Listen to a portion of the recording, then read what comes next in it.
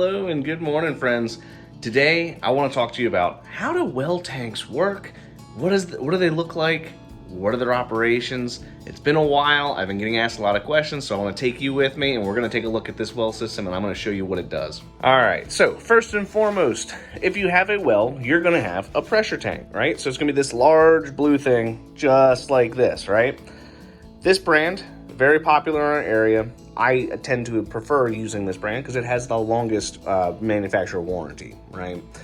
So this is what's going to supply pressure to your home. How it works is there's going to be air up top, water on the bottom, and a bladder in between. And so what'll happen is your supply line, which is this line right here, will push water in from the pump. The pump will push water into here, which will compress the air. And then once you get to your desired PSI, the pump will turn off and then the air pressure will push the water the rest of the way. So how do we determine what kind of air pressure we need in the tank? So if we look at this little gray box right here, this is our pressure switch. So how this will work, when the air pressure in the tank drops, this little piece right down here is where the water pushes up on the springs.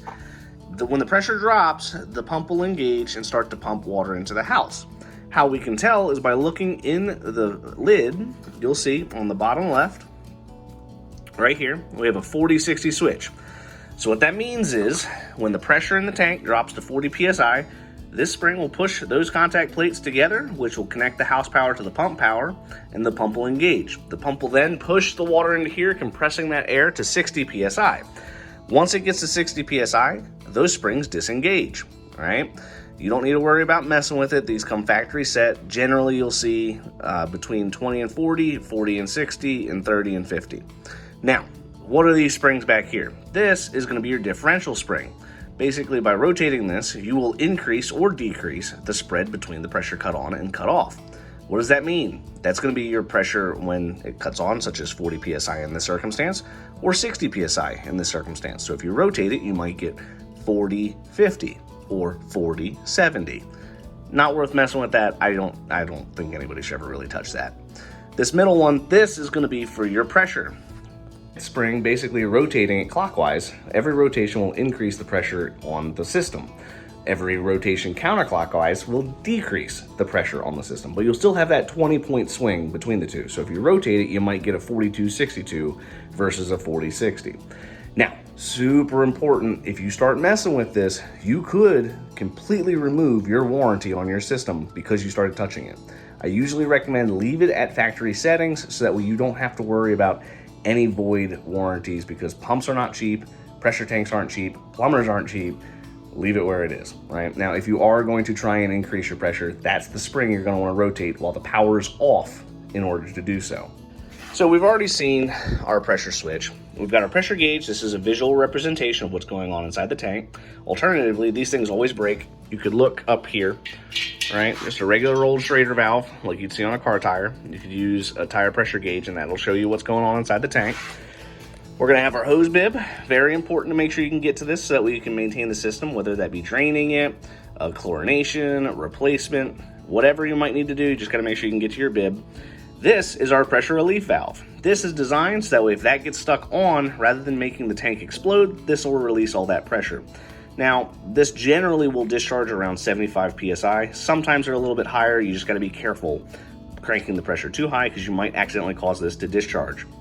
Next, we have to look at the power. So in our state, you have to have a power disconnect within eyesight of the pressure switch. So in this utility room, the circuit panel's not here. You cannot see the breaker, so you have to have this switch.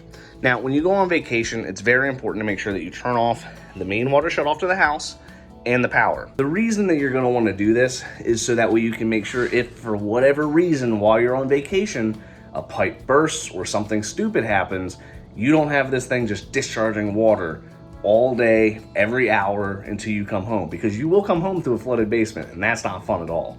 Now that we know how the system works, it's time that we go ahead and we check to see how much pressure is in this tank and is it appropriately sized.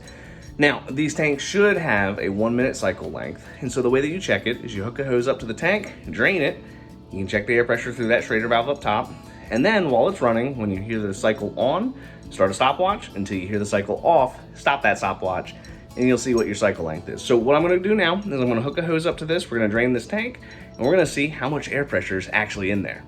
All right, so the first thing we're gonna wanna make sure we do is we hook a hose up to this pressure tank, right? So by doing so, we're able to actually empty everything, and we're gonna wanna make sure we take off the cap to the Schrader valve. Now, we've looked at the cap to the pressure switch, and we've seen that this is actually a 40-60 switch. So what we should see is that the pump cycles on at 40 PSI, right? And then the pump cycles off at 60 PSI. So what we're gonna do is we're gonna get our stopwatch and we're gonna go ahead, open this up until we hear the pump cycle on, and then we're gonna start our stopwatch to see how fast it fills.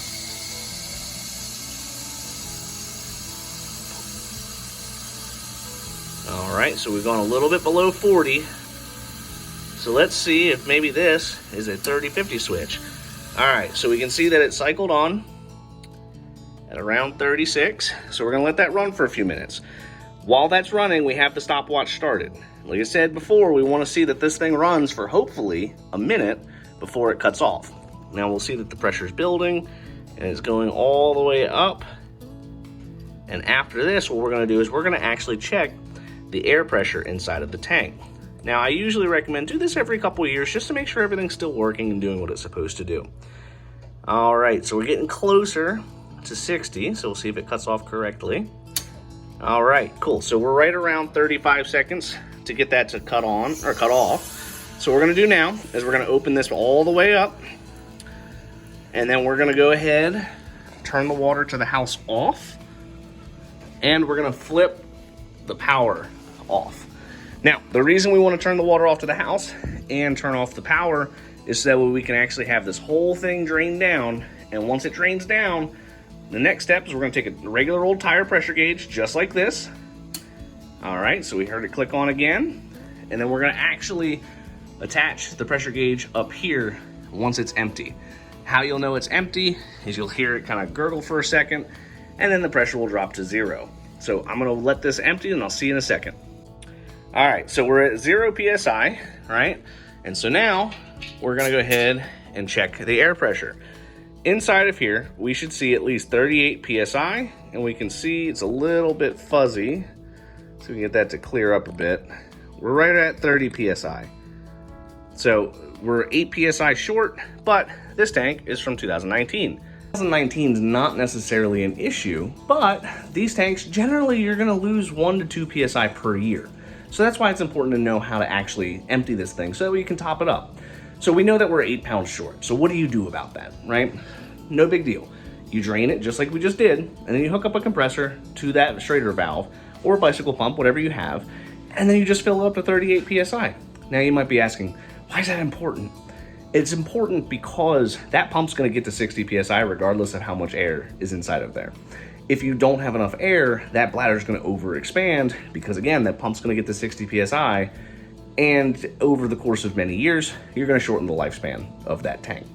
It's an easy maintenance task that any homeowner can do. I usually recommend anytime that you drain your water heater, you should also drain the pressure tank, just that way you can make sure that that's topped up and good to go, working at the correct pressure and making sure that everything's doing what it's supposed to do. I hope that you found this informative. If you gained any value from this, please make sure you hit that like button and subscribe. I have more videos posted every day on the world of well and septic. I look forward to talking to you guys tomorrow.